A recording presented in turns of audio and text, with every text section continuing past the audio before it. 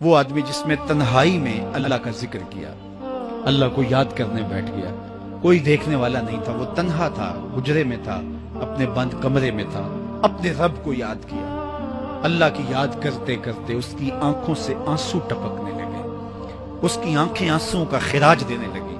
تو میرے اور آپ کے آقا و مولا نے فرمایا کہ یہ آنسو اتنے قیمتی ہیں، ان آنسوؤں کے بدلے میں قیامت کے دن اسے عرش الہی کا سایہ نصیب ہوگا، عرش الہی کا سایہ اسے نصیب ہوگا ان آنسوؤں کے بدلے میں۔ رومی علیہ رحمہ فرماتے ہیں جہاں پانی گرتا ہے وہاں سبزہ اگتا ہے، جہاں آنسو گرتے ہیں وہاں رحمت اترتی ہے۔ تو اس لیے جو اللہ کی یاد میں رونے کا لطف ہے اور اللہ کی یاد میں آنسو بہانے کا اجر اور صلہ رکھا گیا ہے، یہ گناہوں کو دھو ڈالتا ہے، یہ اندر کی صفائی اور ستھرائی کا سبب اور ذریعہ ہے۔ میرے اور آپ کے آقا و مولا نے فرمایا راتوں کی تنہائیوں میں اٹھ کے قرآن پڑھا کرو اور قرآن پڑھتے ہوئے رویا کرو۔ پھر فرمایا فَإِلَّمْ تَبْكُوا فَتَبَاكُوا، اگر رونا نہ آئے تو رونے کی کوشش کیا کرو۔ حضرت داتا گنج بخش علی حجویری سے ایک مرید نے کہا حضرت اگر رونے کی کوشش کریں پھر بھی رونا نہ آئے، فرمایا پھر اپنے مقدر پہ رویا کرو۔ تم اتنے سنگ دل ہو گئے ہو کہ تمہاری آنکھیں آنسوں کا خراج نہیں دیتی۔ جو رونا نہیں جانتا وہ اللہ کی رحمتوں کو اور اللہ کی کرم نوازیوں کو کیسے سمیٹ پائے گا؟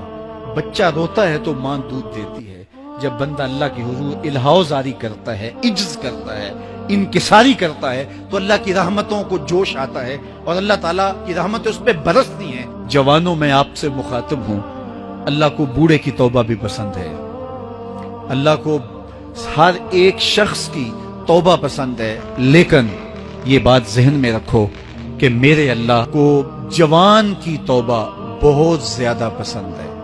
میرے اور آپ کے آقا و مولا نے فرمایا انا حبیب اللہ، میں اللہ کا حبیب ہوں۔ کتنا بڑا اعزاز ہے جو میرے حضور کا ہے، لیکن ایک دوسرے مقام پہ ارشاد فرمایا الشاب التائب حبیب اللہ، سن لو جو جوان جوانی میں توبہ کرے وہ بھی اللہ کا حبیب ہے۔ کتنا بڑا اعزاز۔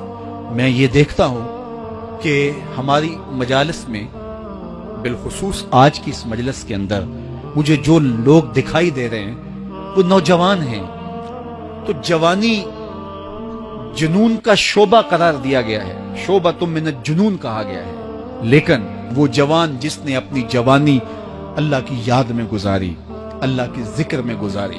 جوانوں عبادت کی لذت بھی جوانی میں ہے، اگرچہ جوانی مستانی ہوتی ہے، ذرا اس مستانی جوانی کو تہجد کے مصلے پہ لا کے دیکھو، کیا مستی چڑھتی ہے سجدوں کے اندر، کیا لطف ہے قیام کے اندر، کیا سکون ہے رکوع کے اندر۔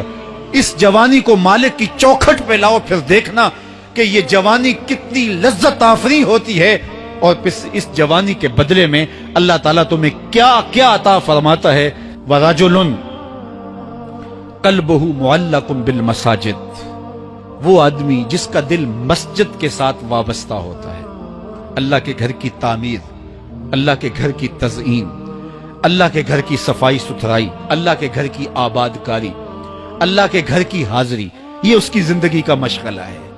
مسجد کے ساتھ وابستہ ہے، اس کو جنون ہے اللہ کا گھر خوبصورت ہو، اس کو جنون ہے اللہ کے گھر میں رونق ہو، اس کو جنون ہے کہ اللہ کے گھر میں صفائی ستھرائی ہو، پاکیزگی ہو، لوگوں کا آنا ہو اور لوگوں کا مسجد سے ربط ہو، اور مسجد کی حفاظت اس نے اپنے ذمے لی ہوئی ہے، مسجد کے کام وہ غلاموں کی طرح کرتا ہے۔ سنو سنو، میرے حضور نے فرمایا قیامت کے دن اللہ اسے اپنے عرش کا ٹھنڈا سایہ عطا فرمائے۔ فرمایا کچھ لوگ مسجدوں کی میخیں ہوتی ہیں، جس طرح لکڑی میں کیل ٹھک جاتا ہے وہ بھی مسجد میں یوں ٹھک جاتے ہیں، جب بھی تلاش کرو مسجد میں ملیں گے۔ فرمایا جب وہ بیمار پڑ جاتے ہیں اللہ کے فرشتے ان کے گھر میں حال پوچھنے جاتے ہیں۔ یارو جوانی کے ایام میں مسجدوں کے ساتھ اپنے آپ کو وابستہ کرو، مسجدوں کی صفائی بھی اپنے معمولات میں شامل کرو۔